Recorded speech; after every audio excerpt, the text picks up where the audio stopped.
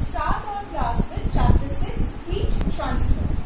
So the first topic which you have is boiling or vaporization and evaporation.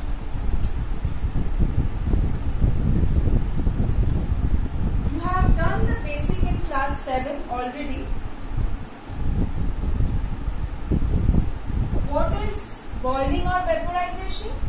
It is a process by which liquid changes to gas at a particular temperature, because during the change of state, you will learn the reason later on, during the change of state, the temperature remains constant. So, the process by which liquid changes to gas by absorbing heat,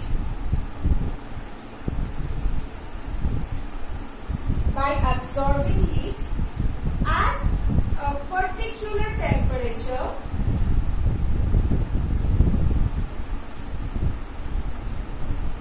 is known as boiling or vaporization.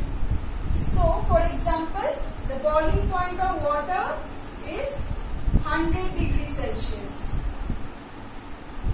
Now, what is boiling point then?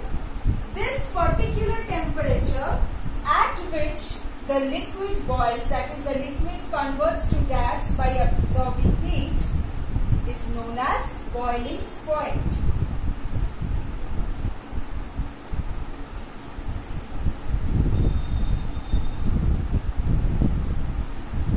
Okay. Now, as you have learned in class 7 also, say you have kept some wet clothes outside to dry. So, how does those clothes all of a sudden become dry? Where does the water go? It does not vanish. Then that water becomes vapor by some other process other than boiling, because boiling needs 100 degree and obviously the temperature outside is not 100 degree, we know. So, there comes evaporation. This is the process by which liquid changes to gas at any temperature below the boiling point.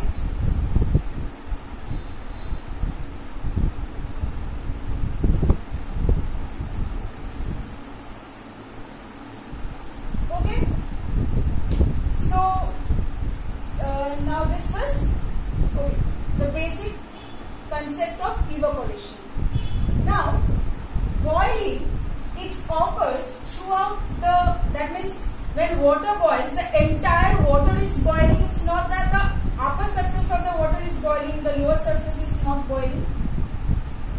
But when evaporation occurs, it occurs from the surface.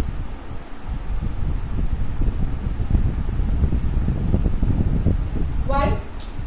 Because, say, when the molecules, liquid molecules on the surface, when they get sufficient energy from outside so that they can break the molecular force of attraction and can escape, then that is evaporation.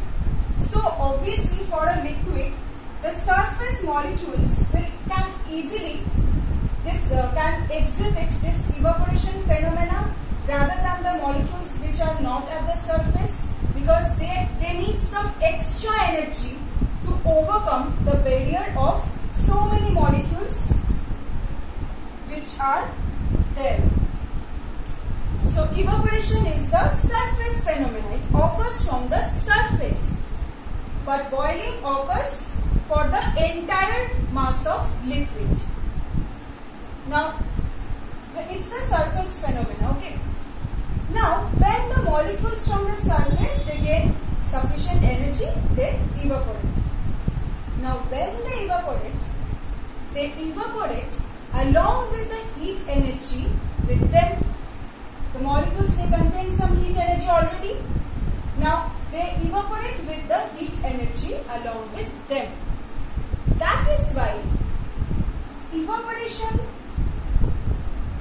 causes cooling. You will find that when you sweat a lot, and say if you just sit under a fan, or you have just taken a bath and you sit under a fan, so the water molecules on the surface of your hands or whatever, what will happen? They will evaporate, and they will evaporate along with the heat energy from your body, thus causing a cooling sensation. Also, well, you will find that this fan actually it accelerates the rate of evaporation. Why? Because it's actually helping the air above the liquid surface to move away faster, so more evaporation can occur. Now, another point from evaporation is, if temperature increases, what will happen? If temperature increases, when temperature increases, the kinetic energy of the molecules will increase. The molecules will start vibrating more with more speed. Now they have acquired more energy with which they will escape. So, isn't it that with temperature, if I increase temperature,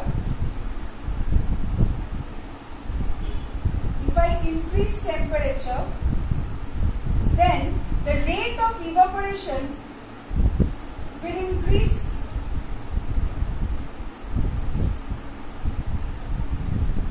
Because evaporation is occurring at any temperature, fine. But if I increase the temperature outside, then it will get more heat energy. That means it is getting basically more energy. It's getting more kinetic energy with which the molecules are moving and escaping. So more evaporation will occur then. So with the increase in temperature, rate of evaporation increases. So this was about the cooling effect of evaporation, and obviously the boiling process will not cause any cooling.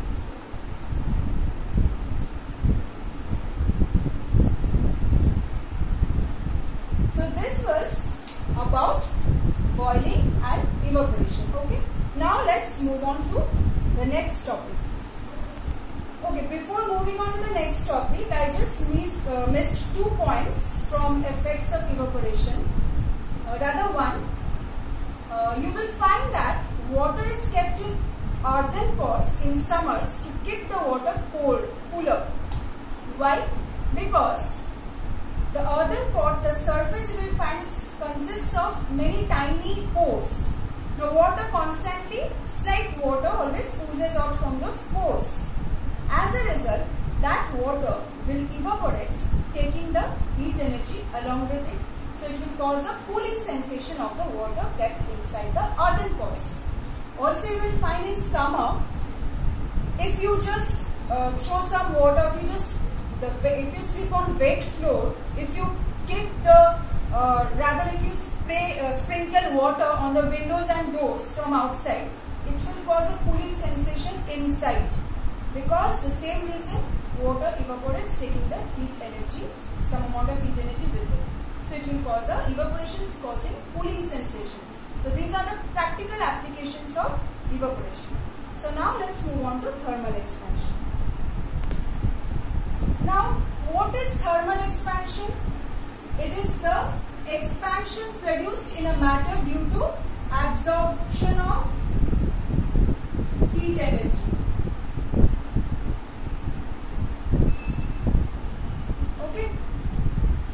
Due to the absorption of heat energy, the expansion produced in a substance is known as thermal expansion. Say the molecules are like this. If they absorb some heat energy, now they will start moving, they have got more internal energy. Now they will start moving more vigorously, and they will try to break the intermolecular force of attraction, which is the bonding, or rather the force which tries to keep the molecules close to each other. They will try to break the force and will try to move far away from each other, resulting in an expansion. That expansion, since it is occurring due to heat energy, is known as thermal expansion. Now obviously, this is arrangement of molecules in solid, this liquid, and this is for gases. For gases, the thermal expansion will be maximum. Why? Because the molecules, they are already far away from each other, and also intermolecular force of attraction between the molecules is minimum. So they can easily move far away from each other. Gases, then liquids, then solids, because solids have the maximum intermolecular force of attraction. So they will show the least expansion. Now, thermal expansion is of 3 types.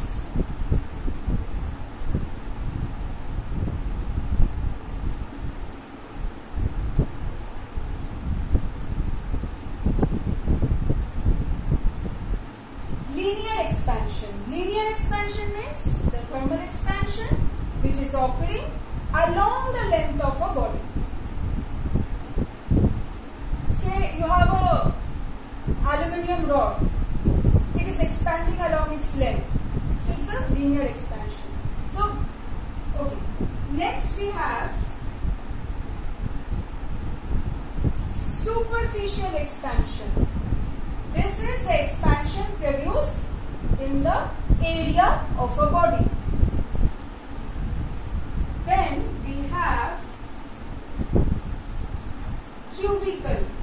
This for length, this is for area, and this is for volume. Volume expansion is the cubical expansion. Now, solids, they can undergo linear expansion, superficial expansion, and cubical expansion. Solids is the only state of matter which can undergo these 3, because solids have definite shape and definite volume. But fluids means liquids or gases. What is the type of expansion they will show?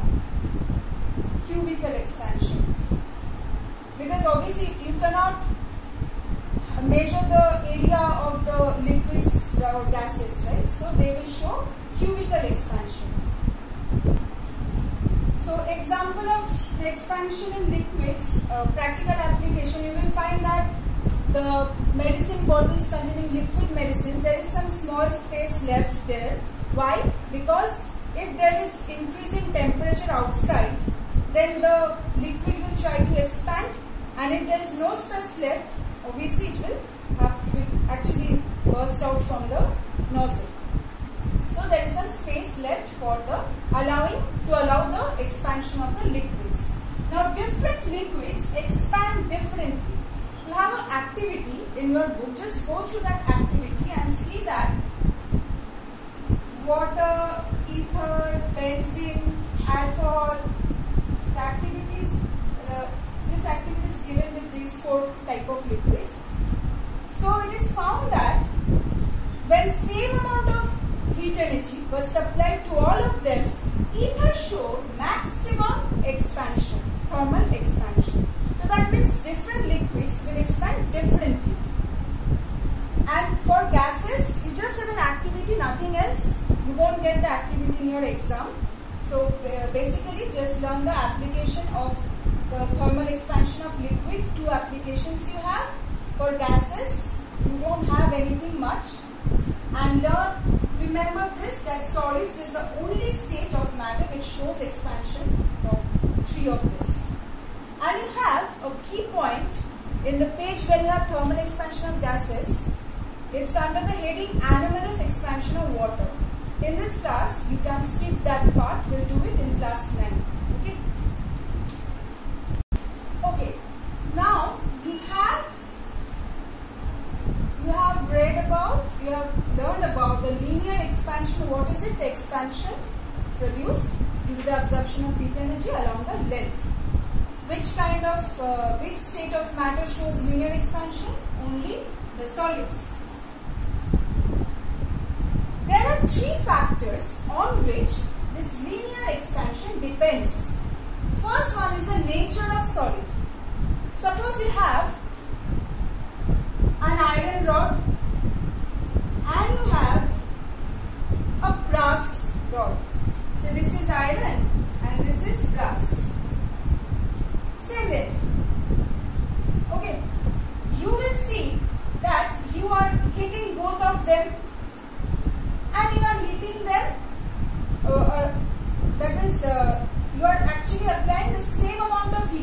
for both of them. Still you will find that brass is expanding more than iron. That means, just like liquids we have learned, different solids expand differently on the application of heat energy. Okay? That means it's basically the nature of solid which determines. Now, say you have one iron rod, say of 12 meter length, another iron rod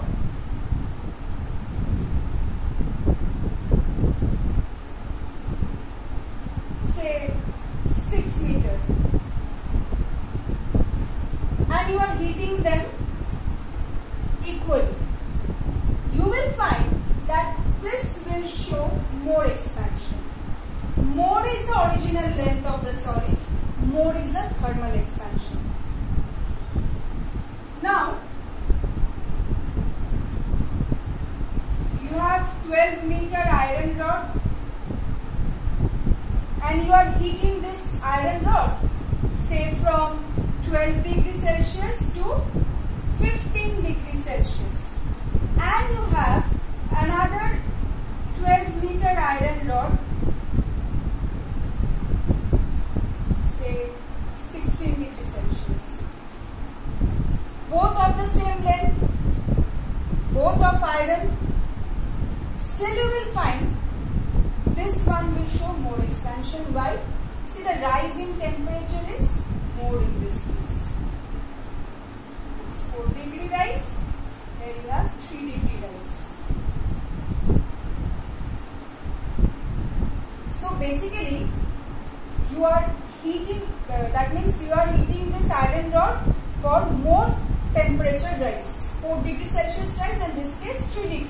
So more is the temperature rise, more will be the thermal expansion. So these are the various factors on which the linear expansion depends. Now this we have already learned just now, that different solids expand differently on heating.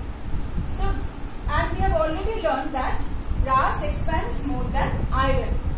So you will find that if two metallic bars, the upper portion iron and the lower portion brass, they are welded together into a strip.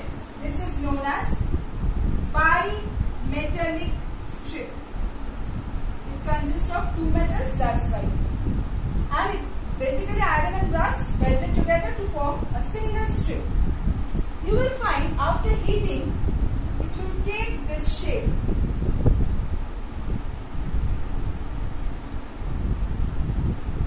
Why?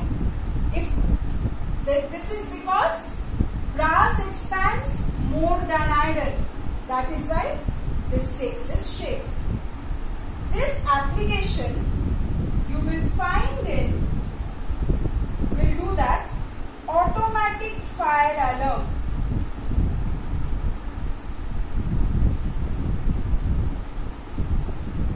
We will do this application, okay? So that's all for today's class. Let's take this up.